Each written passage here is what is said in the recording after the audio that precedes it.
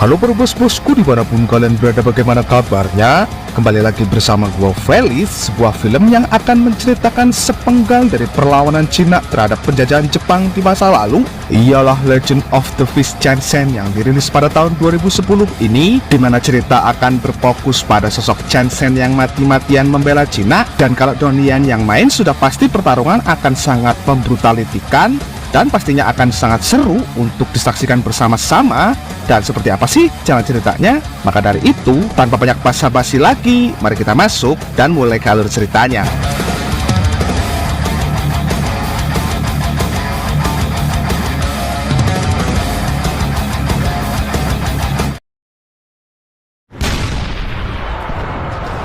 Di awal film, kita diperlihatkan situasi dari Perang Dunia Pertama, di mana kala itu Cina kalah telak dari negara Jerman, sehingga tentara Cina banyak yang memutuskan kabur sampai hanya menyisakan beberapa saja yang masih ada di lokasi perang. Dan di antara segelintir tentara yang masih bertahan, ada satu yang akan menjadi aktor utama. Dia bernama Chansen, yang tugas beliau sendiri ialah mengisi peluru meriam.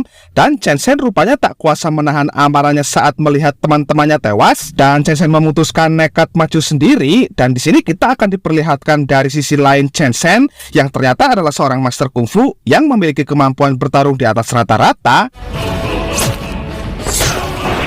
Chansen hubak-habik membantai tentara Jerman dengan kelincahan dan kemampuan bertarungnya, hingga akhirnya lewat bantuan teman-temannya, Chansen pun berhasil juga selamat. Dan sisa dari tentara yang ada ini memutuskan kembali ke Cina, karena di Cina sendiri saat ini tengah dalam penjajahan Jepang. Dan Chansen memutuskan menggunakan nama salah satu temannya yang tewas untuk menutupi identitas aslinya. Yang diketahui, nama Chansen sendiri sudah cukup melegenda karena dia pernah mengalahkan puluhan petarung Jepang hanya sendirian saja. Nah, adapun cara yang dilakukan untuk agar tidak dicurigai tentara Jepang, di sini Chansen membuat berita tentang kematian dirinya sendiri di medan perang, dan itu nyatanya berhasil membuat semua orang percaya, termasuk tentara Jepang yang ada di Cina itu sendiri.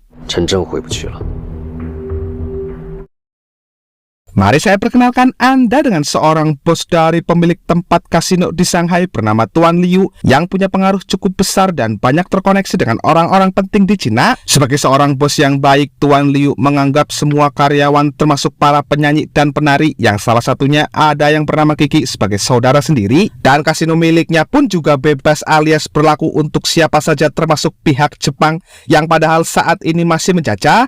Dan itu semua sebenarnya murni hanya untuk bisnis saja, sementara hatinya mah tetap sangat membenci Jepang, sama tuh kayak orang-orang Cina lain termasuk yang ada di tempat ini, yang kebencian itu sangat terlihat ketika ada salah satu tentara request lagu Jepang. Saat itu semua orang Cina minggir karena saking bencinya. Ya, seketika semua orang kembali menari saat Chansen dengan beraninya mengambil alih piano, yang sontak membuat tentara Jepang emosi, tapi untungnya berhasil dihadang oleh Tuan Liu. Nah, adapun tujuan Chansen datang kemari sendiri ialah Chansen hendak mengajak Tuan Liu jadi partner bisnis dengan akan menjadi investor untuk bisnisnya ini, yang padahal niat sebenarnya adalah untuk agar bisa dekat supaya bisa menyusun strategi untuk bisa mengalahkan tentara Jepang. Singkat cerita, esok hari pun tiba bersama teman-teman tentara sekaligus orang-orang yang tengah menyusun rencana untuk menggulingkan rezim Jepang. Chansen diberitahu bahwa sebentar lagi Jepang akan membunuh salah seorang jenderal dari selatan yang akan mengadakan pertemuan dengan jenderal dari wilayah barat, yang tujuannya untuk memfitnah jenderal barat supaya mereka saling berperang, yang intinya untuk membuat tentara Cina melemah. Dan inilah sosok dari pentolan kolonel Jepang, dia bernama Yamaguchi, yang di sini dia cukup terheran-heran karena kenapa ya rencana penyerangan Jenderal Selatan bocor, sementara yang tahu loh hanya ada 3 orang kepercayaan gua doang. Seketika ketiga orang kepercayaannya itu langsung dibunuh di hadapan pasukan yang lain, di mana ini merupakan prinsip sekaligus ngasih tahu untuk tidak berani-berani berkhianat, yang ternyata rencana penyergapan tetap harus dilakukan. Dan inilah Jenderal Selatan dan Barat, dan Chansen yang melihat situasi mulai mencekam berinisiatif mencuri baju bertopeng untuk menggagalkan aksi pembunuhan ini.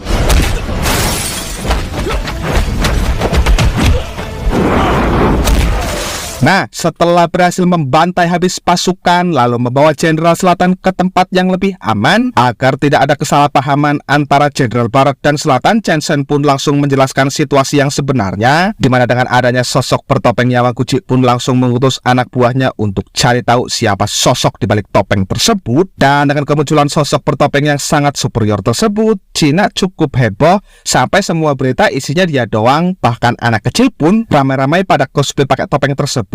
Bukti adanya secercah harapan untuk melakukan perlawanan terhadap Jepang.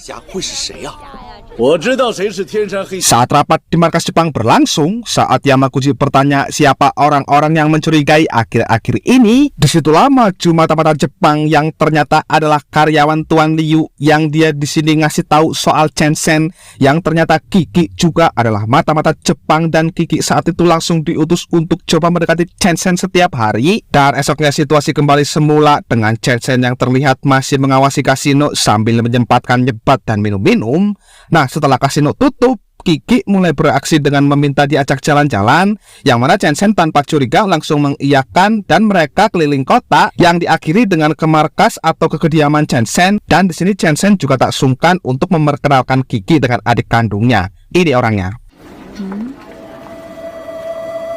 Selesai minum-minum dan menari-nari, saat akan mengantar Kiki pulang, Chen Sheng mendapati fotonya tidak ada yang sudah pasti diambil Kiki. Yang di sini Chen Sheng sama sekali tak curiga sampai Kiki tak sengaja menjatuhkan tasnya, di mana isi dari tas tersebut terdapat sebuah pistol yang itu cukup membuat Chen Sheng berpikir tapi belum bisa menuduh apa-apa. Dan esoknya Yamaguchi mendapatkan surat dari Tokyo yang isinya merupakan nama-nama pemberontak yang menentang adanya kekuasaan Jepang di negara Cina. Nah, Yamaguchi diperintahkan untuk membunuh semua orang tersebut, dan dengan senang hati Yamaguchi pun langsung mengiyakan. Lantas Yamaguchi mempersiapkan semuanya untuk bisa mencari orang-orang tersebut. Dalam suatu malam, saat mereka tengah berbicara bersama polisi Cina, tiba-tiba Yamaguchi datang dan berbuat onar, di mana anak buah Yamaguchi ingin adanya wanita lebih banyak lagi, dan Chen Sheng yang melihat itu langsung mendekatinya. Dan ternyata tujuan Yamaguchi kemari ialah ingin menemui Chen Sheng untuk memberikan foto yang itu merupakan foto yang identitasnya saat ini Chen Sheng gunakan. Yang di sini Yamaguchi mendesak agar Chen Sheng mau mengakui siapa dirinya yang sebenarnya. Nah, dengan santainya Chen Sheng masih berhasil mengeles, yang tapi timbul sebuah tantangan untuk manusia bertopeng, yaitu seberapa banyak manusia bertopeng bisa menyelamatkan para pemberontak yang akan Yamaguchi bunuh. Nah, tanpa mengakui jati dirinya yang sebenarnya, Chen Sheng pun menerima tantangan tersebut, dan esoknya dimulailah aksi pembunuhannya yang tentu saja dibarengi dengan Chen Sheng yang berusaha untuk menyelamatkannya.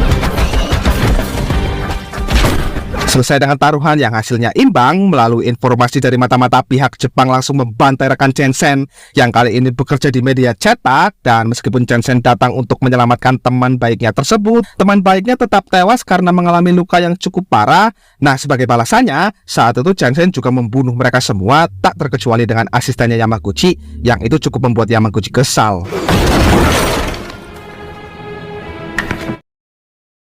Singkat cerita, beberapa hari setelah kejadian tersebut pun berlalu. Ketika Chen Sheng dan teman-temannya masih menyusun rencana untuk melakukan penyerangan, Chen Sheng mulai berpikir, kok bisa ya identitas teman saya yang seorang media cetak itu ketahuan? Dan ternyata setelah dipikir-pikir, Chen Sheng baru sadar itu semua dilakukan oleh Kiki dan satu temannya dengan cara menyelipkan informasi di tiap-tiap batang rokok, yang padahal Kiki sendiri nggak pernah mengatakan dia ngerokok. Yang saat itu juga Kiki pun langsung diancam untuk tinggalkan Tiongkok secepatnya, atau aku akan membunuhmu dengan tanganku sendiri. Meskipun berat karena keduanya udah ada perasaan satu sama lain, Chen Sheng tetap memilih negaranya dan pergi meninggalkannya. Dan setelah keluar, tiba-tiba Chen Sheng dikebuk dari belakang sampai pingsan, yang ternyata Chen Sheng diculik jenderal bawahan Yamaguchi untuk disiksa di sebuah ruangan rahasia milik Jepang tanpa Yamaguchi ketahui. Nah, setelah mengetahui Chen Sheng nggak pulang-pulang padahal sudah larut malam, dibantu polisi lokal, teman-teman Chen Sheng langsung menyusup masuk ke markas Jepang untuk menggempur markasnya habis-habisan. Dimana kebetulannya Yamaguchi sendiri baru tiba mengunjungi kamp konsentrasi untuk melihat Chen Sheng di sana. Dan akhirnya terkuaklah sudah, Yamaguchi ini emang udah lama nyari keberadaan Chen Sheng yang udah membunuh ayahnya, yang Yamaguchi berniat balas dendam secara langsung. Dan saat itu Yamaguchi meminta agar Chen Sheng dibebaskan sampai dirinya bisa sembuh, yang setelah nantinya sembuh, Yamaguchi akan menantangnya duel 1 lawan 1 di hadapan semua petarung Jepang. Yamaguchi ingin membunuhnya dengan tangannya sendiri, karena dengan cara inilah balas dendam itu bisa memuaskan, karena sang ayah pun dibunuh dengan cara yang sama, yaitu 1 lawan 1.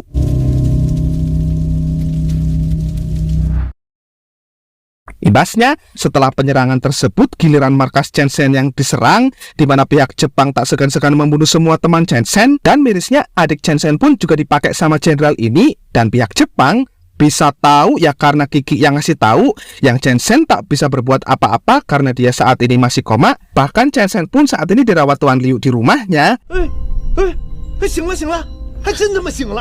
Nah, setelah Chansen tersadar dari koma panjangnya, Pak Polisi langsung menceritakan situasi sekarang tentang makin banyak korban pula.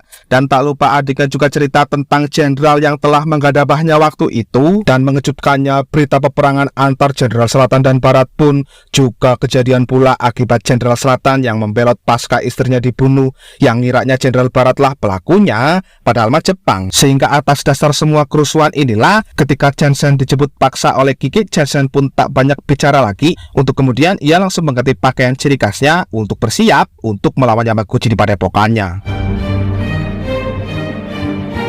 Begitu sampai, karena dianggap berkhianat, Kiki juga dibunuh oleh Yamaguchi, dan jenderal yang waktu itu make adiknya pun langsung ia hajar habis-habisan, hingga majulah semua anak buah Yamaguchi untuk melakukan penyerangan terhadap Chansen, dan dengan ini pertarungan pun dimulai. Kecepatan, kekuatan, kelincahan, sama teriakan "wadaw!" Chansen gunakan untuk bisa mengalahkan semua lawan yang menyerangnya, dan tak lupa nunchaku pun turut ia gunakan, di mana semua lawan dibuat kewalahan sampai Yamaguchi meminta untuk berhenti, dan Yamaguchi meminta anak buahnya untuk pergi, lalu menggantikan posisinya untuk duel 1 lawan 1 dengan Chansen. Dan dengan mengeluarkan kuda-kuda ciri khas dari masing-masing perguruan tersebut, dengan ini pertarungan di antara keduanya pun dimulai. Dan dalam keadaan terjatuh itulah Chansen kembali mengingat semuanya, semua tentang kenangan bersama teman-temannya yang seketika membuatnya bangkit untuk kembali melawan. Nah, dengan cara melepas bajunya untuk agar dapat meningkatkan kekuatan, Chansen berhasil juga mengalahkannya. Dan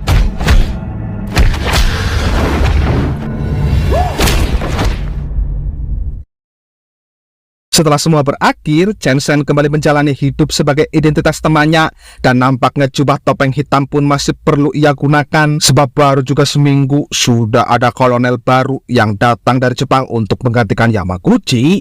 Dan selanjutnya setelah itu film pun tamat.